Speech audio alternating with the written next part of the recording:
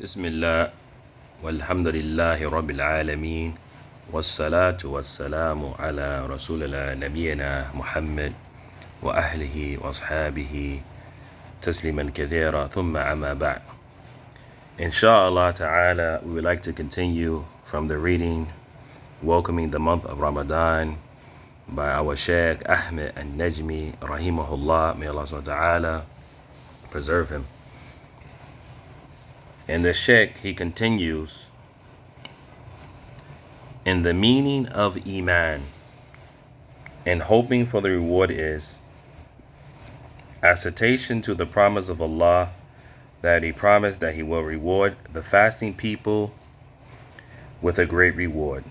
As comes in authentic hadith on the authority of Prophet sallallahu alaihi wasallam that he said, Allah the Mighty and Majestic said, every action of the son of Adam is for himself. The reward of every good deed will be multiplied by 10, of its like up to 700 times. Too many times more, except for fasting. For verily that is for me, and I am alone am the one who rewards for it.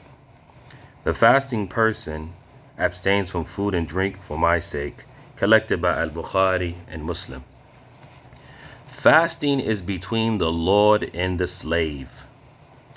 And the meaning of this hadith is that Allah, glorified be He, the Most High, rewards the slave for his action other than fasting by ordering His angels to calculate its reward, 10 with 10 of its like.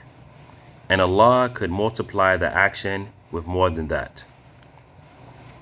What is between 10 and 700 times, and many times more? As for fasting, then Allah, glorified be He, the Most High, gives for it without reckoning. He, the Most High, said, A'udhu billahi minash shaitanir rajim. Innama yuwaffi as-sabiruna ajruhum bighayri hisab. Translated meaning, only those who are patient will receive their rewards in full, without reckoning. Surah 39 and the verse 10. That is because fasting is a secret between the slave and his Lord. So there is not in it any showing off. Rather, Allah knows which of His slaves are fasting for His sake and in His path, hoping for His reward and fearing His punishment. And here there is a question. What is the meaning of it is a secret between the slave and his Lord? The answer? The meaning of that is that when you are secluded with water and you rinse and gulp something from it, then no one knows that except Allah. So when you safeguard yourself from that and you take precaution not to allow something to enter your throat, then at that time this fast is a secret between you and between your Lord. No one knows its reality except Allah, and due to that, our Lord rewards for that with a great reward. Continuing with the virtues of the month of Ramadan. Verily this month has great virtues. From them is that Allah Azza wa Jal orders His angels to open the gates of paradise. So none of its gates are closed. And He orders His angels to close the gates of the hellfire. So none of His gates are open. And He orders His angels to shackle and restrain the leaders of the devils, meaning that they are tied up so their hands are shackled to their neck. So it is not possible for them to reach any pathway. And this does not mean that all of the devils are shackled, but rather the heads of them, and the worst of them that subdue the Muslims. Then they are the ones that are shackled. Allah Azza wa Jal multiplies reward for good deeds, and He forgives sins, within it the month of Ramadan, and within it He frees the necks of a group of people every night from the hellfire. So, O slave of Allah, it is obligatory that we take advantage of this month, because this is a month from the opportunities which a Muslim should strive to obtain. So strive, O slave of Allah.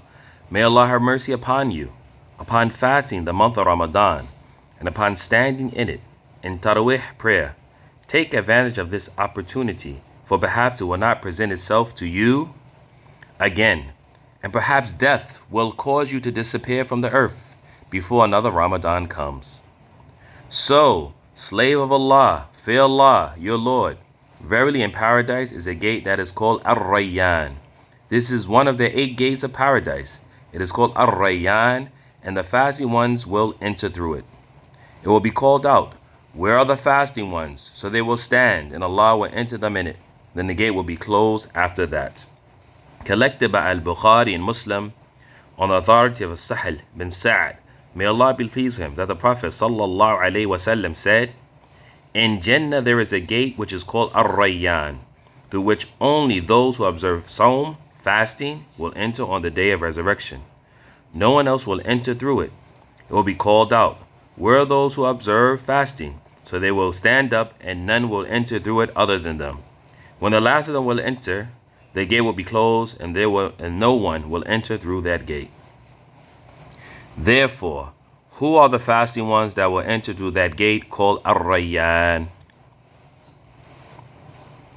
It is called Ar-Rayyan as a result of them making themselves thirsty and hungry and staying away from their desires in the days of Ramadan, and also the voluntary fast in other than Ramadan. So because they did that, Allah, glorified be He, the Most High, rewarded them with satiation on the day of resurrection as a substitute for their thirst, which they obligated upon themselves out of obedience to their Lord and out of hope for what was with Him or of reward.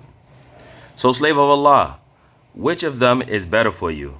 That you fast this day, which range between 10 to 14 hours?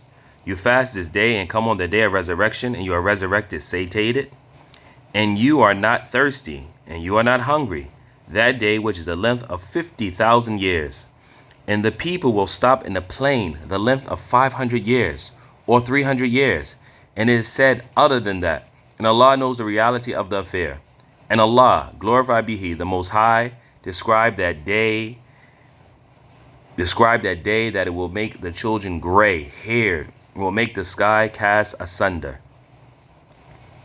So, if you fasted in this dunya and accustom yourself with being thirsty out of obedience to your Lord, glorified be He, the Most High, and being hungry out of obedience to your Lord, glorified be He, the Most High, and leaving off your desires out of obedience to your Lord, glorified be He, the Most High, then indeed Allah, glorified be He, the Most High, will reward you on the day of resurrection.